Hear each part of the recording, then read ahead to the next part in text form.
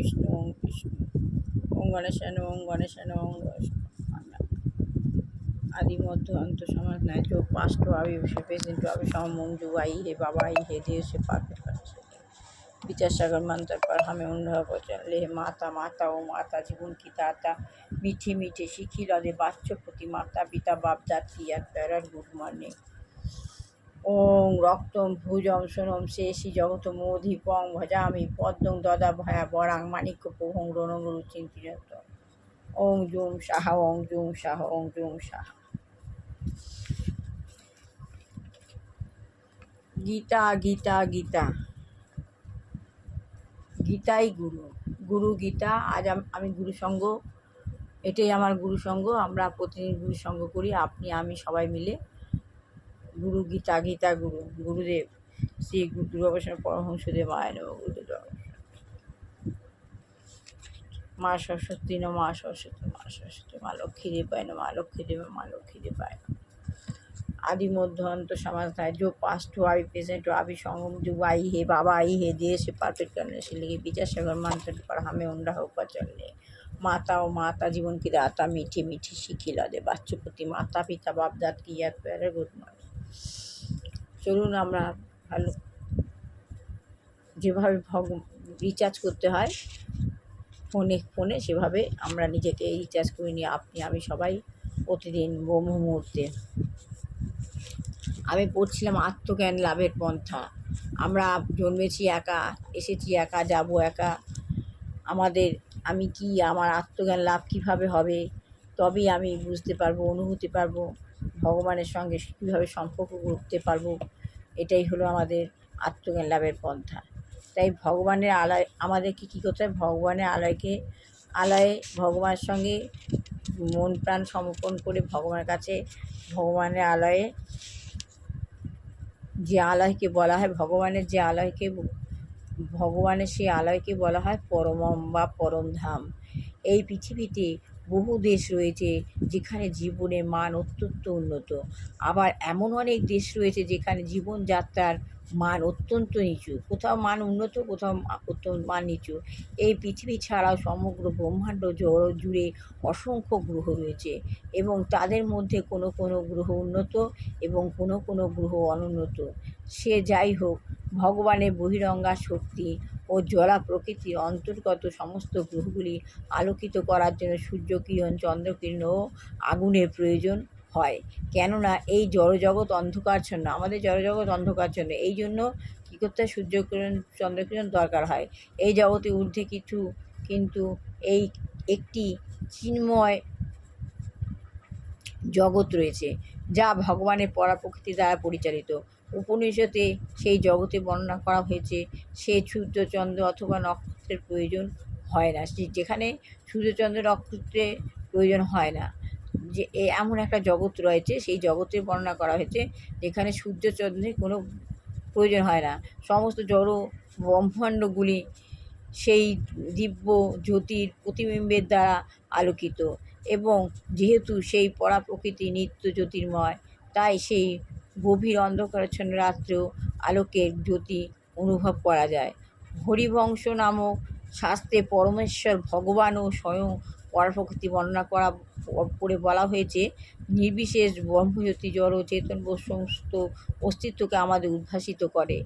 কিন্তু হে ভারত জেনে রাখা যে সে ব্রহ্মজ্যোতি হচ্ছে আমার সেই নির্গত রশ্মির ছটা। ওই ব্রহ্মজ্যোতিটা হচ্ছে রশ্মি ছটা। আমরা যেভাবে মেডিটেশন করি যে ব্রহ্মজ্যোতি নিই, আমরা উপরে উঠে ব্রহ্মজ্যোতি নিই, ভগবান শিব বসে রয়েছেন, তার জ্যোতির্ময় কিরণ ছটা যে নির্গত হচ্ছে সেটাই রশ্মির ছটা। ব্রহ্মসূত্রে সেই ব্রহ্ম সংহিতাতেও সেই সিদ্ধান্ত প্রতিপন্ন হয়েছে। আমাদের মনে করা উচিত নয় যে কোনো জড় উপায়ের দ্বারা, যেমন রকেটে চড়ে আমরা সেই পরমধামে পৌঁছতে পারবো, আমরাও রকেটে করে সেই পরমধামে পৌঁছতে পারবো।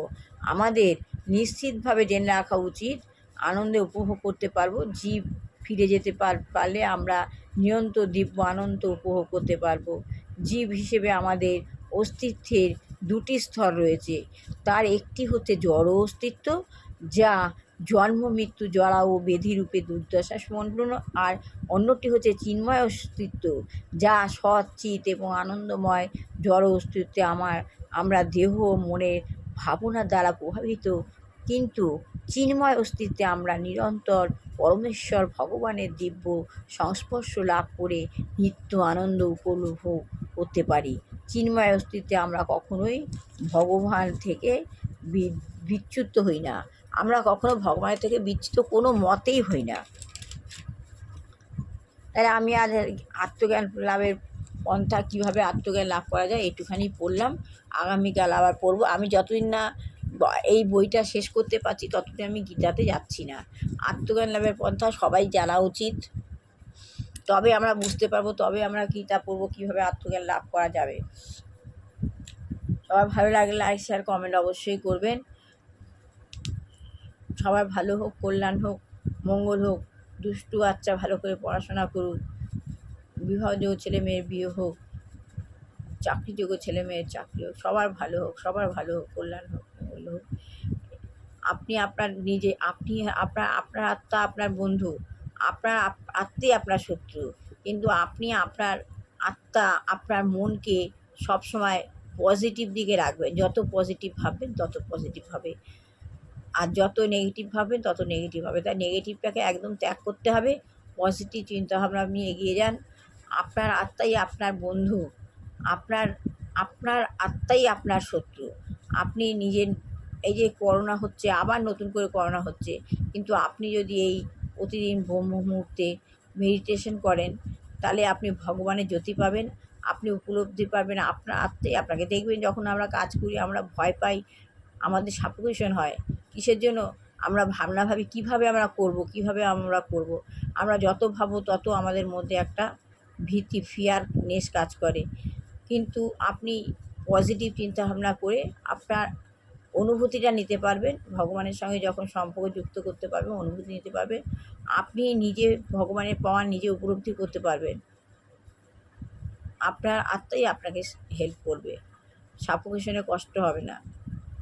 তাই বলছে উচ্চ শিখরে উঠুন, শান্ত থাকুন, মন স্থির রাখুন, সকলে চোখে রেখে কথা বলুন, ভালো থাকুন। কীভাবে উচ্চ শিখরে উঠবেন সেটা ভাববেন না, যত ভাববেন তাহলে আপনি পৌঁছতে পারবেন না। মনে পজিটিভ ভাবনা লিখে ফিয়ারনেস দূর করে আপনি সামনের দিকে এগিয়ে চলেন, আপনি বেনিফিট পাবেন। এই বলে আমি আমার আত্মজ্ঞান লাভের পন্থা পড়াটি আজকে শেষ করলাম। এই বইটি শেষ হলে আমি তবে আবার গীতায় যাব।